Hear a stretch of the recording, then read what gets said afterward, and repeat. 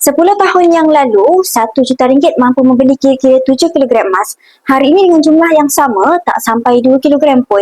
Jadi persoalannya, ke mana hilangnya nilai duit tersebut? Tuan-tuan, pada tahun 2015, harga emas sekitar RM141 per gram. Maksudnya, dengan RM1 juta, nilainya bersamaan kira-kira 7.1 kilogram emas. Hari ini, dengan harga emas sekitar RM700 per gram, jumlah wang yang sama hanya mampu membeli sekitar 1.4 kilogram emas. Ini bermakna, tuan-puan, kuasa beli ringgit telah merosot hampir 80% dalam tempoh 10 tahun. Sebaliknya, jika RM1 juta tersebut ditukarkan kepada 7.1 kilogram emas 10 tahun yang lalu, nilai simpanan itu hari ini telah pun meningkat kepada lebih RM4.9 juta. Ini menunjukkan nilai simpanan telah berganda hampir 5 kali ganda dalam tempoh yang sama. Jadi terdapat dua perkara penting yang perlu difahami, iaitu yang pertama, kuasa beli ringgit semakin susut dari tahun ke tahun dengan penyusutan lebih 4 kali ganda dalam tempoh sedekad. Dan juga yang kedua, emas telah mencatatkan peningkatan purata sekitar 30% setahun sejak 2015.